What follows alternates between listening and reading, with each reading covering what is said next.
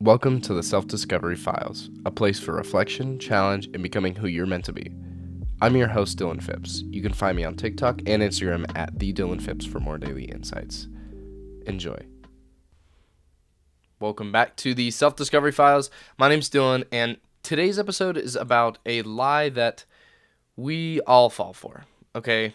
Or at least most of us. It's the myth of readiness. And so a while back in episode 3, I talked about what it means to, keep showing up when life feels directionless, to walk through the fog even when, you can't see the path in front of you.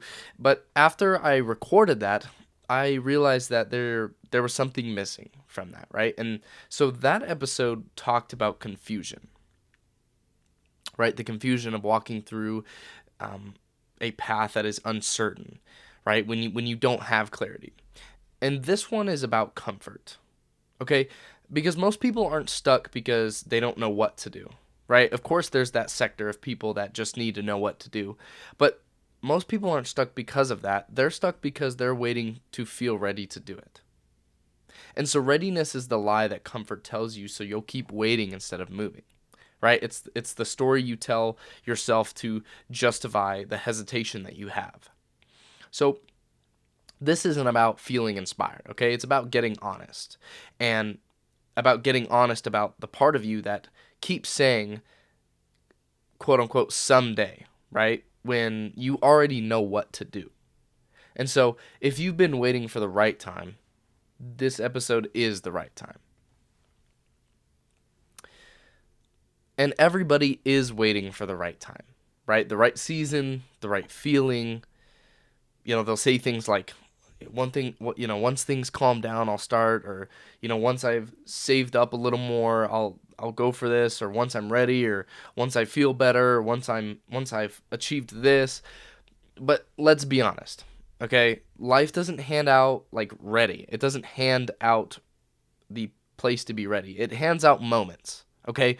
And a lot of people, most people waste them waiting for permission. Because we think readiness is noble. Right? We call it being smart, being strategic, being careful and planning, right? But a lot of the time it's just fear in disguise. And it's comfort trying to sound responsible. And comfort is sneaky, okay? It doesn't just tell you no, it tells you not yet. Okay? I've felt victim to this multiple times.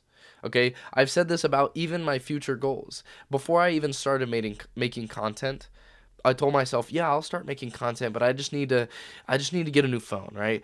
I just need to, get a haircut, and then once I do that, I made all these excuses, right? I had an internal debate with myself on why I hadn't started yet. And so these excuses give you permission to be mediocre and to not take action. And so you keep waiting for something around you to say yes, right? So maybe it's money, maybe it's the timing, maybe it's friends around you, maybe it's the confidence that you have, when the only thing that needs to say yes is you. And that's the permission trap, right? You think that something external has to unlock before you move. But everything outside is just reflecting what's stuck inside. And the crazy part, talking about what you're going to do feels good. Right? Talking about, oh, I'm going to do this, or telling somebody what you're going to do feels good. You get the dopamine hit before the work even starts, right? For example, you tell your friends about your business idea, right? Your fitness goals, your next big move, your career aspirations, right? And they'll hype you up, right? They'll give you they're like, "Yo, that's sick. That's awesome. You could totally do that."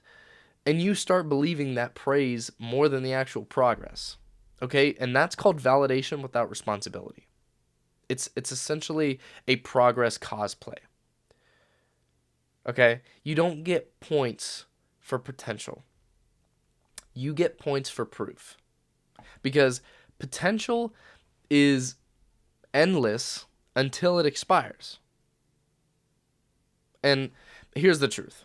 Okay, there's no perfect time. I know you've heard that a million times. There's no perfect time, right? But I mean that. Every season has problems. Being broke is hard. Building is hard. Having money is hard. Every level has its own chaos. You're not just going to suddenly escape it because you get to a new level. You just have to choose which chaos grows you. Okay? People wait for life to calm down, but life doesn't calm down. And you can ask anybody about that. It doesn't just calm down, it just changes shape. And so you're not waiting for the right moment. You're waiting for fear to sound logical to you. And fear will always sound logical, right? It'll whisper to you that, you're being smart, right? You're not ready yet. You need to make sure these things are happening. You get to this point and then you can start. And that's not intelligence, right? That's hesitation wearing a suit. Right? And even right now, and I'll tell you, there's a difference between preparation and perfection, and I'll get into that later, but even right now for me, right? All of the things that I'm doing, even this podcast right here, it doesn't feel perfect. But regardless, I'm still going to push. Okay? I'm still going to take action. I'm still going to start because I will learn more through starting than sitting there and thinking about it ever would and waiting to be ready. Okay? Let me give you a truth. Here's what's real. Momentum is a multiplier. The longer you stay still, the heavier movement will feel, right? Action compounds, you know this. Hesitation will decay. And so people think that they're saving energy by waiting, but they're actually losing momentum they haven't even built yet. And so you'll never know everything before you start, right? And that's the beauty of it. You're not supposed to. Readiness grows inside of motion, right? Clarity will follow courage. And confidence is something that you earn after the fact. You don't start with confidence because confidence is built on evidence. So maybe the question isn't, when will I be ready? Maybe it's, how much longer am I willing to delay what I already know I need to do? Because readiness isn't a milestone. It's a mirage, right? And the moment that you stop chasing it, the moment you start taking responsibility, life starts moving again. And so the opposite of readiness isn't recklessness. It's responsibility. And so that's what we're diving into next. I mentioned it earlier. The first time that I realized that nobody was coming to get me wasn't in business or content. It was on the field. Okay? I've talked about my sports in other podcasts before, but my freshman year, my first varsity start playing soccer. Okay? I'm playing center defensive mid. The whistle blows. The ball comes to me. Okay? I distribute it left. Okay, I check in. It comes back. I turn to switch it right, and I get absolutely trucked from the blind side. Okay, no foul, just me, flat on the turf, right? And that was the moment that it hit me that nobody's going to get you ready. Okay, this is real. You either move or you get run over. And responsibility is what that moment teaches you, whatever that moment is for you. Readiness will ask you, am I capable? Right? Responsibility asks, what happens if I don't move? And purpose gets real when something actually depends on you. Right? If you don't move, things stop moving. If you don't show up, something dies. Maybe a goal, maybe an opportunity, maybe a piece of who you could have been. And people love to say, wait until you're prepared. And it sounds wise and it feels safe. But the question you should ask yourself is, how do you prepare for something you've never done? How do you prepare yourself for that? The answer is you can't. Preparation is only useful after experience. The best way to get ready is to go, fail, and then return prepared with context. That's how action becomes the only real teacher.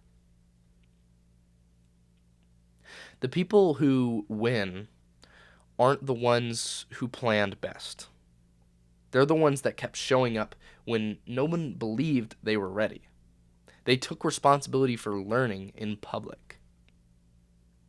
And to give you an example, when I first started creating content, which wasn't that long ago, I was terrible. I mean, it was so awkward, and I was so unsure, overthinking every line, trying to perfect it and get the perfect video, right? But you figure out what works only by doing it, okay? Not by waiting to feel capable, right? You post, you look at it, and you cringe a little bit, and then you adjust and you go on about your day, right? And then you post again, and you do the same thing, right? You evolve in public. That's what responsibility looks like in real life.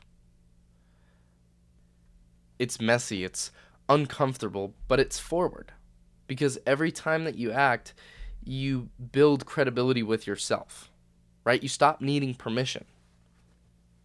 And here's the thing I want you to get over really quick before we even move on. Anything that you're waiting to do because the fear of being judged, okay, there's one reframe that you need to understand. You're going to be judged for doing something, and you're also going to be judged for not doing something. So judgment is a common denominator. It is not going to go away. So you either do it or you don't.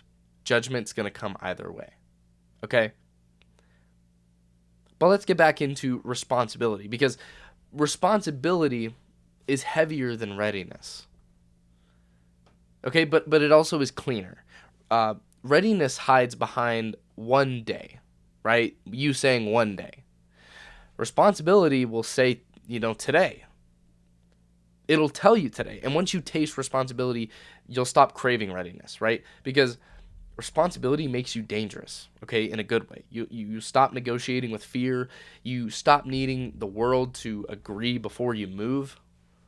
And that's what you need to understand. No one is coming to announce that it's your time. No one's going to tap you on the shoulder and say, you're ready now. You decide that. And every time you move, when you don't feel ready, you train yourself to lead. This is how real confidence is built, not through perfect timing, but through repeated proof. Through failing forward so many times that readiness becomes irrelevant, okay? Readiness keeps you safe. Responsibility keeps you accountable. And only one of those builds a life that you can be proud of. So, if readiness is the myth and responsibility is the truth, then here's the real formula for clarity, right? You move first and the understanding shows up later. And that's what we're getting into next, clarity following motion. People talk about clarity like it's a prize that you earn before you begin, right? That if you just think hard enough, plan long enough, read one more book, you'll suddenly see it, right? But clarity never shows up first. It shows up after, right?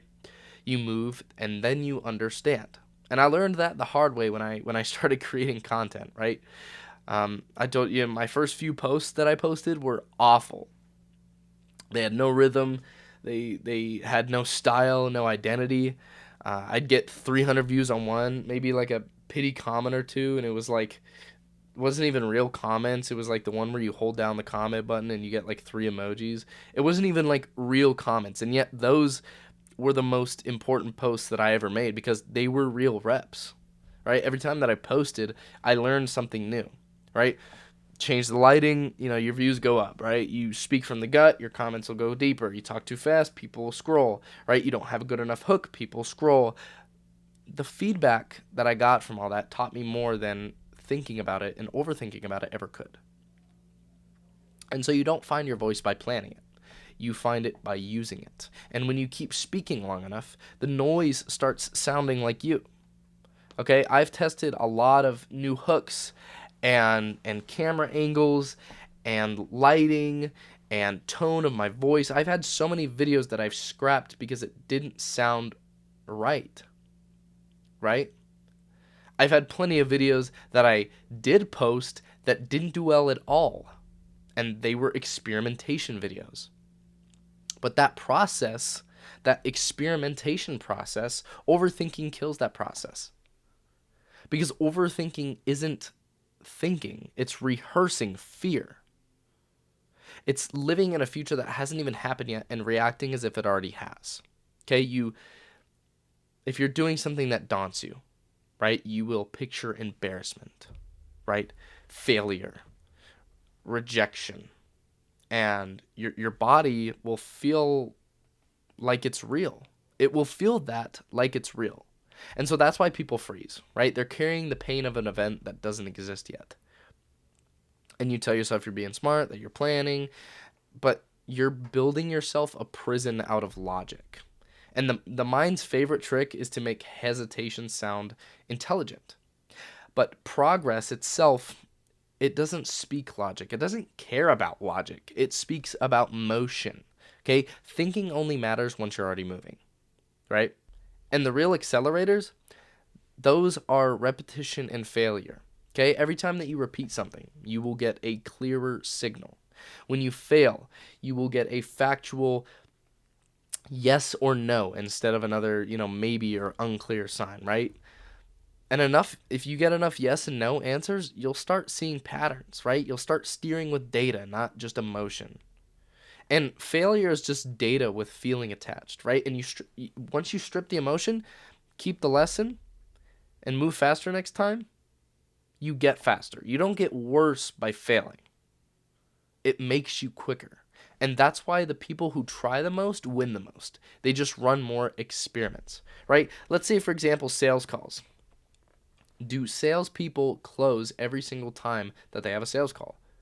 Or even a person that they are taking a sales process with? No. But they win. Why? Because they run more experiments, right? Let's talk about the gym. Okay? The people that get in the gym and just fail, they figure it out. That is who gets fit and gains muscle or loses weight faster than a person who tries to perfect it. Okay, but the lesson that hit deepest for me, it wasn't in business, okay? It was in relationships. I thought I had emotional control. Okay, I thought that I was, calm and grounded and secure. And then life told me, all right, let's test that, right? Arguments, miscommunication, vulnerability. I'd sit there and I'd tell myself, stay cool, like you got this. And then suddenly I'd feel that surge of ego and defensiveness and anxiety, right? And that's when I realized emotional control isn't an idea. It's literally like a muscle. Okay, you don't discover emotional control in peace. You discover it in conflict. Every relationship will become and becomes a mirror showing you where you still react instead of respond. And it's humbling. It's so humbling, but it's honest, right? I used to think being emotionally sound meant never feeling shaken, right? But now I know that it means being shaken and staying steady anyway. And the only reason I know that is because I was tested, okay? Because the motion, the real interaction, the real stakes, it reveals what theory can't. Right? You can't know what kind of partner you are until you're tested as one. That's what clarity really is. It's not a thought. It's a reflection of experience. It's the world saying, here's who you are when the pressure's on. Okay, and here's where faith comes in. Not just religious faith, just trust. Okay? Trust that life has a weird way of working itself out when you move. Okay, you've already survived the worst. You've already done things you swore you couldn't. And every time you thought that I can't handle this, you thought that in your head, or you might have said it to yourself, I can't do it. I can't handle this. I can't get through this. You handled it. You got through it. You did it. Okay, you didn't die. You adapted. And so faith isn't about believing that it'll be easy, right? It's about believing that you'll adapt when it's not. And that's why movement matters. You give the universe something to respond to. You step, and the path will appear. So clarity doesn't come through waiting, thinking, or asking for a sign, right? It comes through walking while it's still foggy. And I've talked about that a lot. Okay? It comes through trusting that movement will reveal what the stillness hides. You don't move because you understand. You understand because you move. And once you know that, once you've seen clarity unfold from motion, you stop asking for certainty and you start asking for challenge, because challenge is what makes you clear. Okay? Because you can plan all that you want, but there is a day when planning expires. When your notebook closes, when the vision board that you've made stops meaning anything, you either move or you don't. Okay? Readiness is a feeling, responsibility is a decision, and clarity is the proof that decision was right.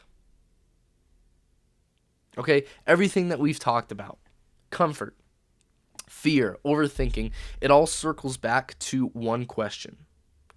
Are you waiting or are you walking? Because the harsh truth is the road only shows up for the people who start walking. Okay? You can't map a path that doesn't exist yet. You build it with your feet. And people love to romanticize potential. Okay? But potential is just debt. Potential is energy that you owe to the future. And if you don't pay it back with movement, that is what turns into regret. Okay, you say you're waiting for the motivation. You say you're waiting for the sign, waiting for God, waiting for alignment.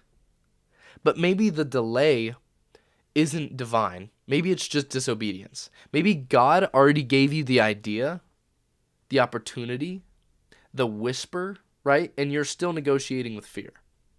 And responsibility will end the negotiation. And here's the saying, you have to say that you're going to do it even if you don't feel like the person that does that yet. I'm going to build even when I don't feel like the builder yet. Because the cost of becoming who you're meant to be is the death of who you were pretending to be. Okay, you can't carry both versions. You have to let one die so the other can live. And so that's why growth hurts. It's loss disguised as progress. You'll never be fully ready for the next chapter. Okay, because you're still living in the current one. The only way to grow into that is to turn the page mid-sentence. That's how life works, okay? You write while the ink is still wet. And yeah, it's messy. You'll misstep. You're going to doubt yourself. You'll wish that you waited, but one day you'll look back at that and you'll realize that chaos was clarity in disguise, right? That the storm was never against you. It was what shaped you. And I've said it before, motion compounds, right? Every small act of responsibility adds weight to your confidence. Every time that you move and you don't feel ready, you're building muscle memory for courage. You're teaching your nervous system what faith feels like. So here's your challenge, okay? Stop waiting for the right time to start. Pick one thing, okay? Just one that you've been delaying, that you've been making excuses for, and move on it today. Send the message, right? Build the idea, start playing the idea, launch the idea, record the video, whatever it is that you've been delaying, just move, okay? Move on it today, because clarity won't come from more thinking, okay? It'll come from motion, from friction, from feedback, from failure, because readiness is a lie and responsibility is the truth. And clarity, the kind that rewires your future, that only shows up once you move. Okay, you don't need permission. You don't need another sign. You just need to go. So take the step, and when you do, remember this. The fog clears for the walker, not the watcher. Okay? So thank you for listening to the Self-Discovery Files. And if you needed a sign, this was it. Thanks for listening to the Self-Discovery Files. My name is Dylan Phipps. Keep showing up for yourself. Stay grounded. Stay curious. and keep becoming who you're meant to be.